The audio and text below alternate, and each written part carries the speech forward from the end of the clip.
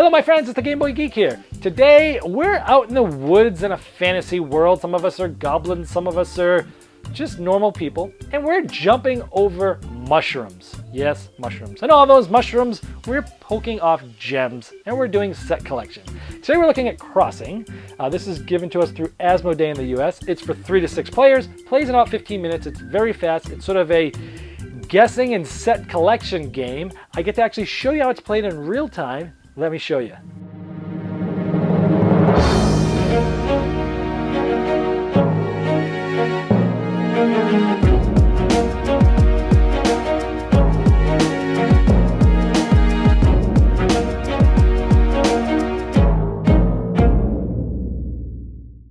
At the beginning of Crossing, you get to select your character tile. Some awesome artwork here.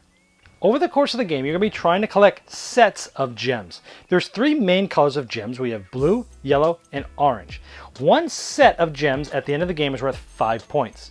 This is not a complete set, so they're each worth 1 point.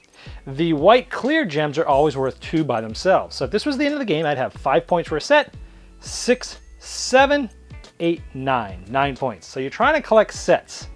So here we have 4 players playing this. There's their character cards. There's always as many mushrooms as how many players minus 1, and the game starts with 2 gems on each mushroom. In the first round, what's going to happen is someone's going to count to 3, and on 3, each player is going to point at one of these mushrooms.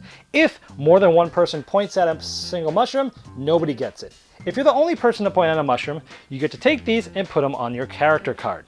Then in every following round, what happens is in between rounds is if a mushroom has nothing, they get 2 gems. If a mushroom has gems, they get 1.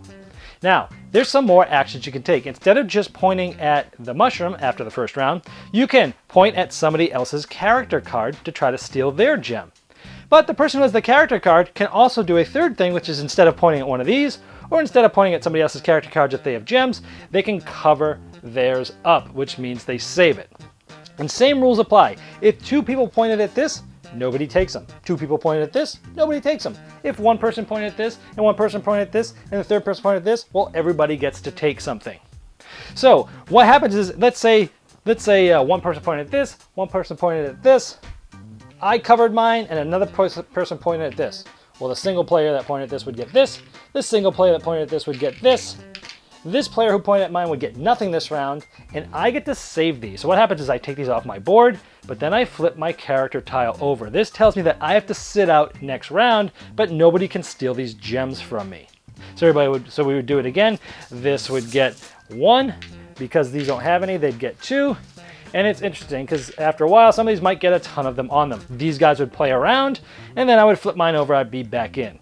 Now I show you, it's really an experience game, and I took a video at work playing. Now this is a French game, by the way, maybe not originally French, but the game I got had only French rules in it, and I work for a French company, and even though I'm in the United States in Phoenix, and our French company is a small company, they're unique, they bring cheese and wine to lunch, so having cheese and wine and playing with 6 players, this was a blast. Let me show you what this game really feels like in a couple of snippets. 1, 2, 3.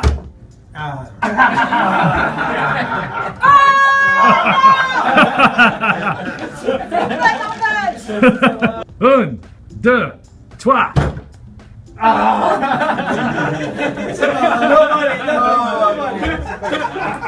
I thought you were going to go for me. I figured it'd be an even trade. I saw you lying though.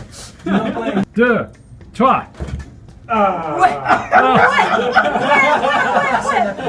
You both trying to steal from her? Yes! 2, 3.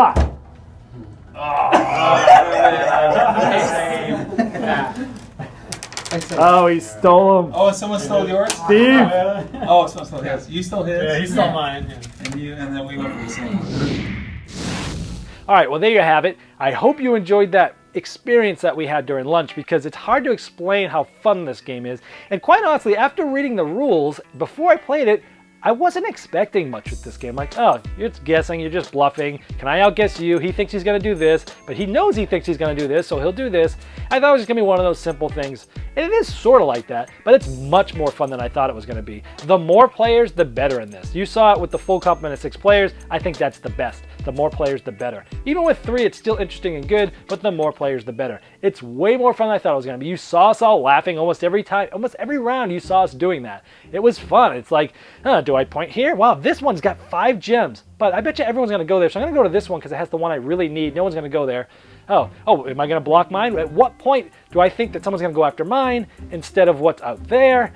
Really cool idea, and I like how you can cover your own, but then you're out for a round because you get the gems. You're trying to do set collection. It's much more engaging and much more fun than I thought it was going to be, and I'm definitely going to be keeping this because I saw how fun it was in a casual setting. You could bring this game to any party and start or end a night off of this with people who have never played games before. Now there's people at work, some of them have played some games before, but they're not big gamers. So this is a very casual setting, party atmosphere. Bring this game in, and people are going to be laughing. It's super simple to teach. There's like 2 rules. You can do 3 things on your turn, and it's simultaneous. It's quick. It takes 15 minutes. People can drop in, drop out.